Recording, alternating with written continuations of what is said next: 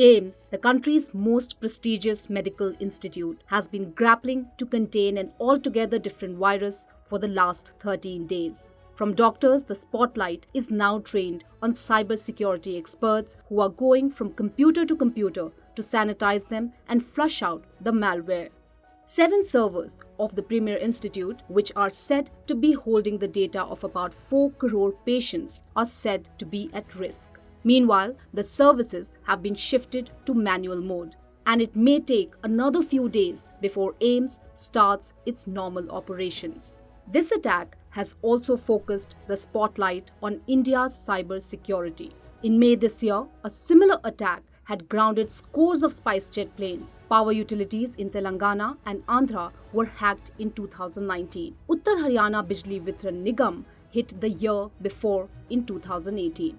Nearly 70% of all Indian organizations, including Oil India, Tech Mahindra, Haldiram, and other industry majors, faced a ransomware attack in the last 3 years. India faced more than 6 lakh cyber attacks in the first half of the year. This translates to over 3,700 attacks per day. A report by Cloud SEK revealed that the Indian healthcare industry faced the second highest number of cyber attacks in the world in 2021 after the United States.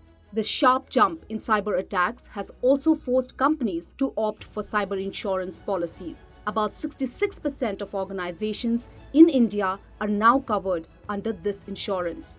Of all the cyber attacks, ransomware constitutes about 25%. But why has there been a spurt in such attacks in the last few years? There is a proliferation of devices. There are too many devices that we are using all the time, and we are, as corporates, following a hybrid work culture as well. This is the time we see cyber criminals, they are pursuing multi-vector approaches to target enterprises. Cyber attack on all businesses. They are becoming more frequent, more targeted, more complex. And this is leading to an enormous rise in ransomwares. CERTIN, the Computer Emergency Response Team of India, stated that 14 lakh cybersecurity incidents occurred in India in 2021 alone. More than 2 lakh happened only between Jan and Feb of this year. And in fact, in 2022, we saw cyber attacks to be happening across all industry verticals.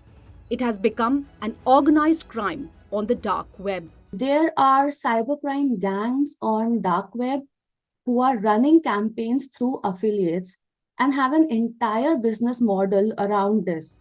But most Indian organizations lack cyber infra to thwart such attacks. They don't allot required funding to deal with this threat. According to certain statistics, the amount of money that organizations sort of spend on cybersecurity is just less than 1% of their overall budgeting, which is a startling figure, especially the fact that we are completely now a digitalized economy.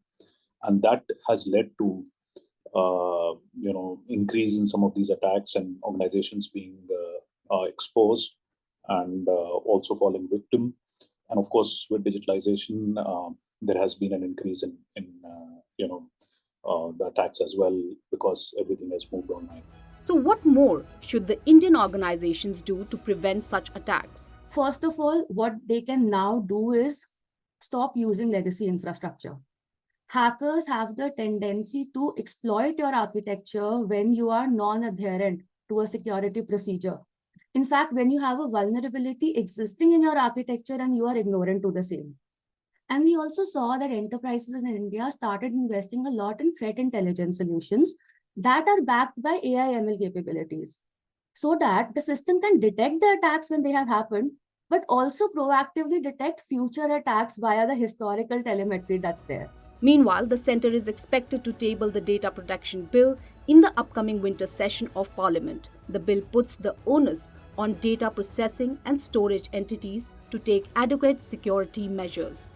The draft bill promises data security and privacy. It also has provisions for stringent fines of up to 200 crore rupees for non-adherence. However, Waris believes annual cybersecurity audits are the need of the hour. Most important is the regulator. You can have fines, but if they are not imposed or if they do not act as a deterrent, then it all is just on paper. From my perspective, I think moving forward, we really need to do two things: is to sensitize people, develop a culture, make it obligatory on organizations to annually conduct audits on cybersecurity.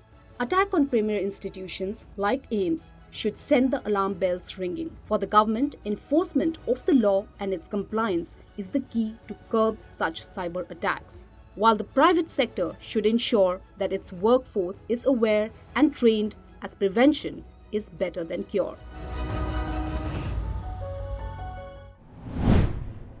If you like this video, share it and subscribe to Business Standard. For more news, views and insights, log on to www.business-standard.com. Do also follow us on YouTube, Twitter, Facebook, Instagram, Telegram and LinkedIn.